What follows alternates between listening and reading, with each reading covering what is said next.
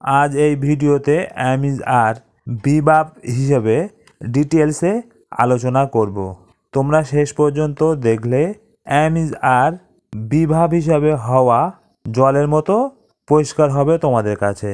ইংলিশতে বাক্য তৈরি করতে এর গুরুত্বপূর্ণ ভূমিকা রাখে।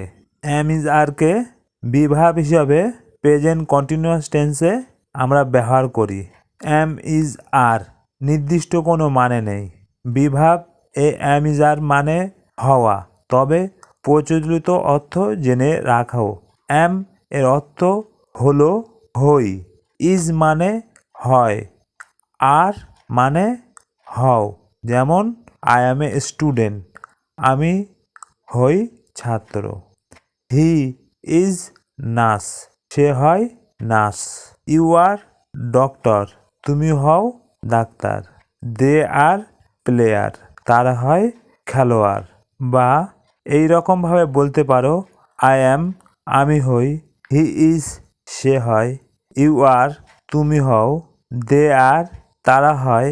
একটা জিনিস সবসময় তোমাদের মনে রাখতে হবে, ফার্স্ট পারসন সিঙ্গুলার নাম্বার এর পরে অ্যাম বসে, বা আই এর পরে সবসময় অ্যাম বসে। হি ইজ নার্স, ইজ কখন বসে? সাবজেক্ট বা কর্তাকে থার্ড পারসন সিঙ্গুলার নাম্বার হতে হবে।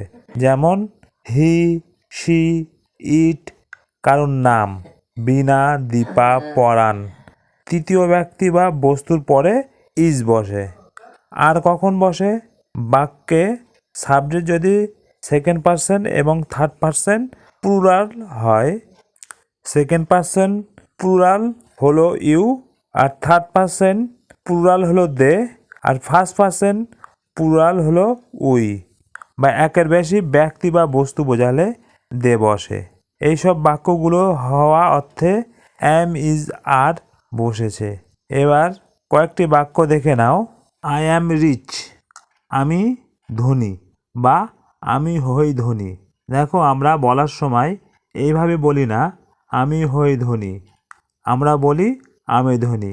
এখানে এই হওয়া বোঝাতে অ্যাম হয়, বুঝতে পারলে? আই অ্যাম ফিজিশিয়ান, আমি একজন চিকিৎসক। এই বাক্যেও দেখো কোনো কিছু হওয়ার কথা বলছে, যে আমি চিকিৎসক সেটাই উল্লেখ করছে, তাই না? কয়েকটা উদাহরণ দেখে নাও।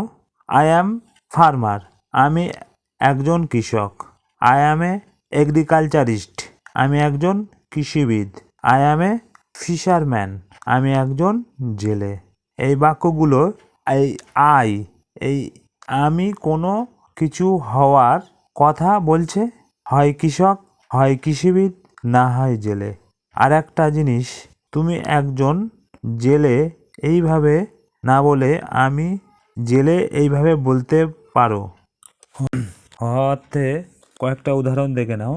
যে আমি খুশি, আই অ্যাম হ্যাপি, কিন্তু আমরা বলি না যে আমি হই খুশি। কিন্তু ইংলিশে লেখার সময় তোমার অবশ্যই একটা ভাব লাগাতে হয়। তাই আই অ্যাম হ্যাপি, আমি হই খুশি বা আমি খুশি। পরেরটা দেখো, হি ইজ এ টিচার, সে একজন শিক্ষক, বা হওয়া বোঝাচ্ছে সে একজন শিক্ষক হওয়া বোঝাচ্ছে। পরের বাক্য দেখো, শি ইজ ভেরি কাইন্ড, সে হয় বা সে খুব দয়ালু। এখানে হয় উজ্জ আছে, সে দয়ালু, সেটাই বোঝাচ্ছে। আমরা বন্ধু, তাহলে কি হবে? উই ফ্রেন্ডস, না, এরকম হয় না। তোমাকে অবশ্যই একটা সেন্টেন্স গঠন করতে গেলে ভাব বসাতেই হবে। এই হওয়া অর্থে উই যেহেতু ফার্স্ট পারসন প্লুরাল, তার জন্যে আর বসেছে। আর বন্ধু ফ্রেন্ডস, উই আর ফ্রেন্ডস, আমরা বন্ধু। তারা এখন ব্যস্ত, ব্যস্ত মানে হওয়া বোঝাচ্ছে দে আর বিজি নাও। দে তারা, যেহেতু দে তারা থার্ড পারসন প্লুরাল, তার জন্য আর ব্যস্ত বিজি এখন, তার জন্য নাও। দে আর বিজি নাও, তারা এখন ব্যস্ত। এইভাবে প্রেজেন্ট কন্টিনিউয়াস টেন্সে হওয়া অর্থে আমরা অ্যাম ইজ আরকে ব্যবহার করে থাকি। ভিডিওটা ভালো লাগলে অবশ্যই লাইক শেয়ার অ্যান্ড কমেন্ট করো।